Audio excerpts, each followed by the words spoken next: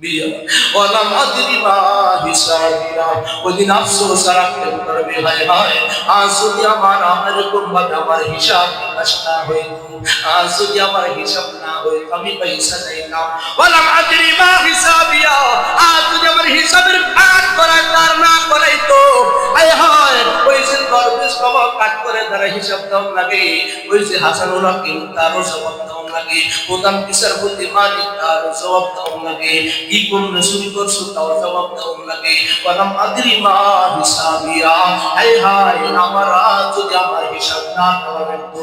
এজন্য প্রত্যেক মাগরিবের পরে আর ফজরের পরে আল্লাহুম্মা হাসিবনি হিসাবান ইয়াসিরা, আল্লাহ পাঁচ ওয়াক্ত নামাজ পড়বো, কারা কারা আল্লাহু আকবার, পাঁচ ওয়াক্ত নামাজ পড়বো, সবাই বলেন আমিন। নামাজের পরে দোয়া করব, আল্লাহুম্মা হাসিবনি হিসাবান ইয়াসিরা, আল্লাহ তুমি আমার হিসাব নিকাশ সহজ করে দিও, আল্লাহ তুমি আমার হিসাব নিকাশ সহজ করে দিও। এজন্য আল্লাহ রাসূল বলেন, এ বান্দা হাসিবু আনফুসাকুম ক্বাবলা আন তুহাসাবু ওয়াজাবু আনফুসাকুম ক্বাবলা আন তুওয়াজানু, আও কামা ক্বালা আলাইহিস সালাতু ওয়াসসালাম। আল্লাহর নবী বলেন, হাসিবু আনফুসাকুম ক্বাবলা আন তুওয়াজাবু ওয়াজানু আনফুসাকুম ক্বাবলা আন তুওয়াজানু, আও কামা ক্বালা আলাইহিস সালাতু ওয়াসসালাম। নবী বলেন, হে বান্দা, হে বান্দারে, তোমার হিসাব তুমি দেওয়ার আগে তোমার হিসাবটা নিজে কাটাইয়া নাও, তুমি হিসাব দিয়া দিবা।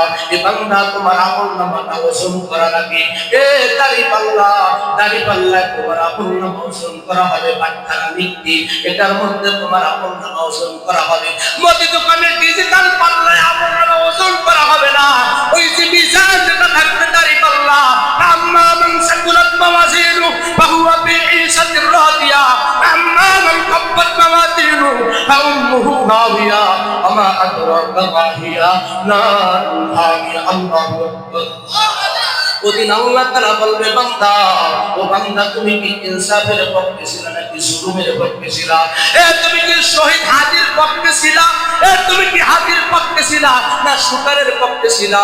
এ বান্দা তোমার ওজন করা হবে।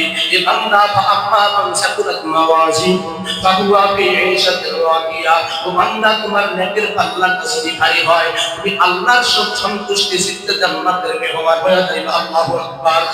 আম্মা মান খাফফাত মাওয়াজিনু ফাউম্মুহু হাওিয়া, ওই যে দাড়ি পাল্লা আছে, ও দাড়ি পাল্লাকে উপর আবার বলে বাঁচতে পারে। জামাত ইসলামের মার্কেটারে কাইনা মেরে না বাদাম না, জামাত ইসলাম দাড়ি পাল্লা দিয়ে ভাই বাড়ি নাই, কাই গাড়ি নাই। এখানে আল্লাহ তাআলা মিজানের মানদণ্ড দাড়ি পাল্লা স্থাপন করবে। এক ইনসাফের পক্ষে ছিল, কে বেইনসাফের পক্ষে ছিল, কে জালিম ছিল, কে মজলুম ছিল, কে অন্যায়কারী ছিল, কে অন্যায় সহনীয় ছিল।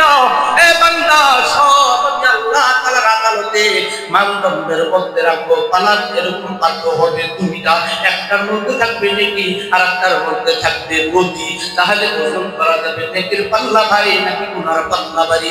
ডিজিটাল পাল্লায় গুনার নেক 100 দেওয়া যাবে না, হবে আছে ঠিক না ঠিক?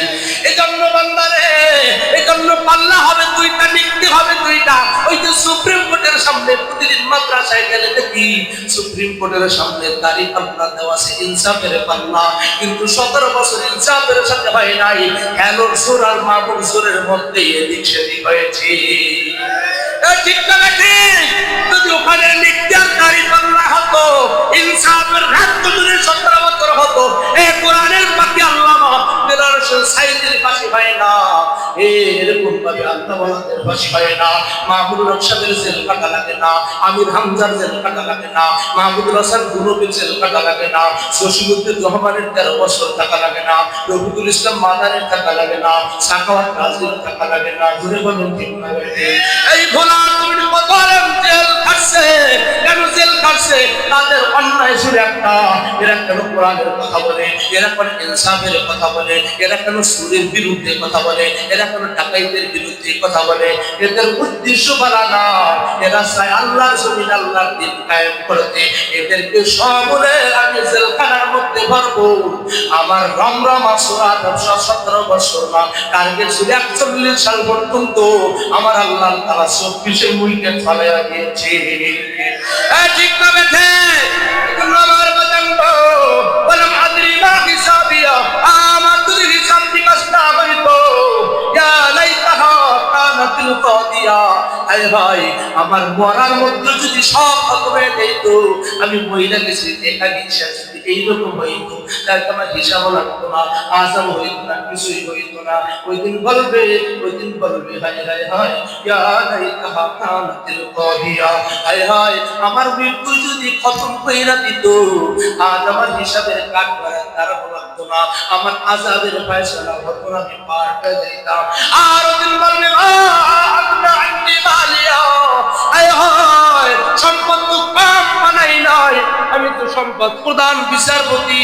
ও মালিক সাহেব, সিলেটের জমিনে কলা বাগানের কাশফুল বাগানের মধ্যে 70 লক্ষ টাকার পান্ডেল নিয়ে দান করা, এখানে সুবহানাল্লাহর মধ্যে আল্লাহ তাআলা বইলা দিয়েছে মা আগুনা আন্নি মালিয়া, হায় হায় বাবুজি রবি এমন মাল করাইলা, 2 নম্বরই করে এমন সম্পদ করলা, মা আগুনা আন্নি মালিয়া, আমার মা আমারে বাঁচাইতে পারে নাই, আমার সম্পদ আমারে বাঁচাইতে পারে নাই। ও বৈধ আমি সম্পদের পাহাড় বানাইছি, আমার সম্পদ আমারে বাঁচাইতে পারে নাই। কেন না আমি রকম করা বানাইছি, ওই যে ভূমিদস্যু সাইফুজ্জামান বিদেশে 400 বাড়ির মালিক হয়েছে, 71 এমপি মন্ত্রীরা বাড়ির মালিক হয়েছে। ওদিন কি হয়েছে, অপকর্ম করেন, আমি এগুলো সব করতে পারছি। যদি আমি ইনসাফ করতাম, আমি আদৌ এরকম ভাবে করতাম, আজ আমি এরকম সম্পদের পাহাড় বানাইতে পারতাম না। আজ আমি আল্লাহ তাআলার কাজ করে তারা আমার জবাব লাগতো না। মা আগনা আন্নি মালিয়া, আর 116 জন আলেমের নামে দুর্নীতির মামলা হয়, চুরি করছে মুসালায়, মামলা খাইল দাঁড়িয়ালায়, ঠিক না ঠিক? চুরি করলো মুসালায়, মামলা খাইলো দাঁড়িয়ালায়, চুরি করলো মুসালায়, জেল খাটলো দাঁড়িয়ালায়, চুরি করলো শাককানওয়ালায়, জেল খাটলো সুপার কাকরি কুফিয়ালায়, ঠিক না ঠিক?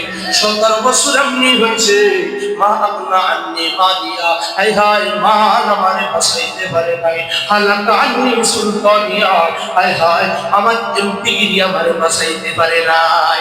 ওই দিন ময়দানে মহাজনে বললে হালাকা আন্নি সুলতানিয়া, আমার প্রধানমন্ত্রী আমারে বাঁচাইতে পারে নাই, আমার স্বরাষ্ট্রমন্ত্রী আমারে বাঁচাইতে পারে নাই, আমি রাষ্ট্রপতি আমারে বাঁচাইতে পারে নাই, সড়ক পরিবহন মন্ত্রী আমারে বাঁচাইতে পারে নাই, কোন মন্ত্রী হইয়াও আমারে বাঁচাইতে পারে নাই, কোন মন্ত্রীগিরি আমার বাঁচাইতে পারে নাই। হালাকা আন্নি সুলতানিয়া, এই বাদশাগিরি আমার বাঁচাইতে পারে নাই, বরং বাদশাগিরি ভাই আমি ইনসাফ করি না, জুলুম করেছি, আজ ক্ষয়ক্ষতির কারণ হয়েছে আমার ওই দিনের ক্ষমতার কারণে, ঠিক না বেঠে? হালাকা আন্নি সুলতানিয়া, আমার আল্লাহ সুবহানাহু মধ্যে বলে হায় হায় হায় হায় হায় রে, যে রাজাগিরি বাদশাগিরি প্রধানমন্ত্রীগিরি ক্ষমতাগিরি হেলামতি আমারে বাঁচাইতে পারে নাই। হালাকা আন্নি সুলতানিয়া, এই বাংলার জমিনে লক্ষ লক্ষ আলেম ওলামা আছে, কোন আলেম ওলামা বিদেশে বাড়ি করছে, কোন আলেম ওলামা বিদেশে বাড়ি করে নাই, কোন আলেম ওলামার নামে চুল পরিমাণ অপবাদ নাই। বাংলাদেশের অর্থ চুরি কইরা বিদেশে গিয়া মার্কেট বানাইছে, বেগম পাড়া বানাইছে, বাড়ি বানাইছে, আলেমের নামে আসেনি নাই। কিন্তু যত সাতটানওয়ালা টাইওয়ালা দুর্নীতি কইরা চুরি কইরা এই দেশ বাংলাদেশ এক এক দুর্নীতিতে 5বার 7বার চ্যাম্পিয়ন হয়। এই 20 টাকার কিস্তিওয়ালাদেরকে 20 টাকার কিস্তিওয়ালাদেরকে কিস্তি পরিশোধ না করতে পারলে আমরা হাসপাতাল বাতিল করে সিলাইয়া নিয়ে যাই। অথচ 17,000 কোটি টাকা ঋণ টাকার বড় এদেরকে প্রধানমন্ত্রী বানানোর জন্য সংসদে পাঠায়। বুঝছেন না? নতুন 200 টাকার কিস্তি পরিশোধ করতে পারে না বিধায় হাসপাতাল নিয়ে যায়, ছাগলরা করে কিস্তিওয়ালারা নিয়ে যায়। 200 টাকার কিস্তি পরিশোধ করতে পারে না, এজন্য মাল নিয়ে যায় সবাই সুদ। কিন্তু 17,000 কোটি টাকা, হাজার হাজার কোটি টাকা ঋণ খেলাপি ব্যক্তিদেরকে আমরা সংসদে পাঠাই। বুঝলেন নাই? যত দোষ মন্দ দোষ সত্যটা বললেই দোষ, করলে অন্যায়ের প্রতিবাদ, নামটা হবে তোমার মৌলবাদ। এই মৌলবাদের টেক লাগায়া, জামাত শিবির টেক লাগায়া, তালিবান টেক লাগায়া, হিজবুল্লাহ টেক লাগায়া, আনসারুল্লাহ বাংলা টিম এগুলোর টেক লাগায়া আলেমুল আমাদেরকে ধইরা ধইরা জেলের মধ্যে ভরে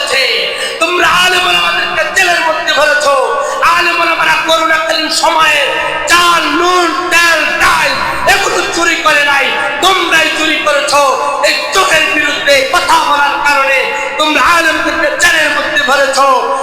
বাংলাদেশের শ্রেষ্ঠ মুনাজির আঞ্জুমান, শ্রেষ্ঠ মুনাজির আজম আল্লামা নুরুল ইসলাম ওলিপুরীকে 1 নম্বর আসামি বানায়া জেলের মধ্যে ঢুকানোর মামলা দাও, দুর্নীতির মামলা দাও, অর্থ পাচারের মামলা দাও।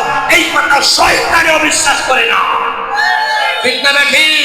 বাংলাদেশে মুনাজির আজম একজনই আল্লামা নুরুল ইসলাম ওলিপুরী, তাকে 116 জন আলেমদেরকে দুর্নীতির মামলা দাও। 1 নম্বরে মামলা দাও আল্লামা নুরুল ইসলাম ওলিপুরী।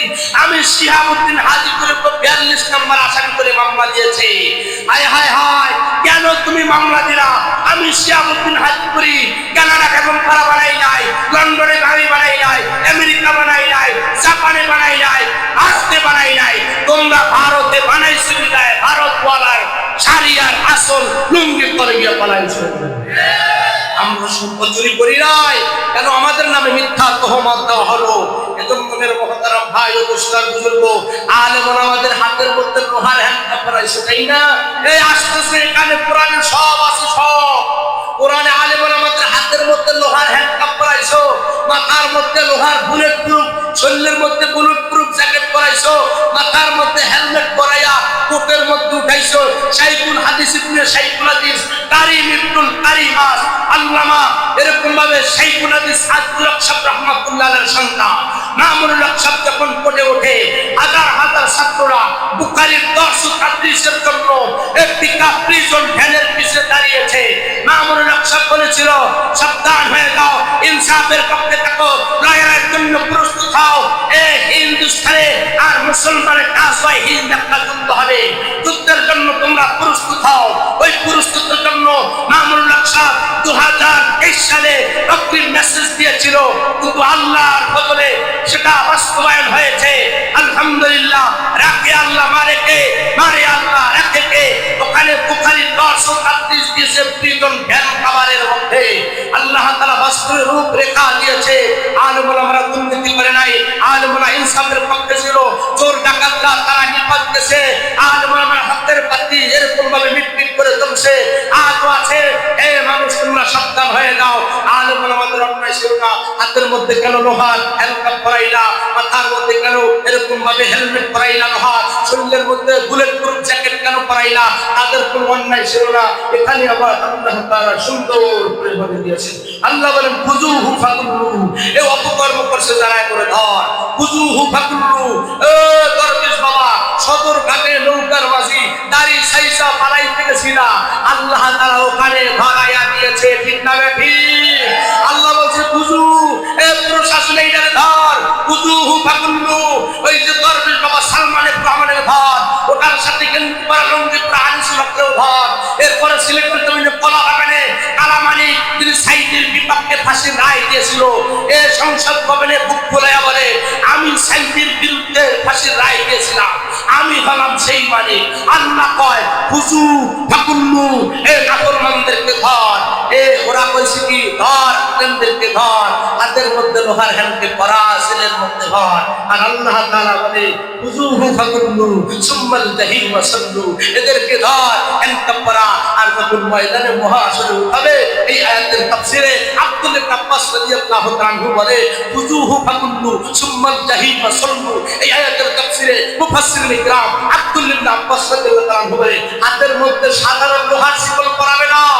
এই জালেমদেরকে, এই সন্ত্রাসীদেরকে, এই স্বৈরাচারদেরকে, এই ফ্যাসিস্টদেরকে, এই চাঁদাবাজদেরকে, অত্যাচারকারীদেরকে আল্লাহ তাআলা আগুনের হ্যান্ডকাপ পরাবে, আগুনের হ্যান্ডকাপ, আগুনের হ্যান্ডকাপ পরাবে, আগুনের হ্যান্ডকাপ পরাবে। বলে খুজুহু ফাকুল্লু, এদেরকে ধর, আগুনের লোহার হ্যান্ডকাপ পরা, আগুনের হ্যান্ডকাপ পরা, আগুনের হেলমেট পরা, আগুনের বুলেট প্রুফ জ্যাকেট পরা।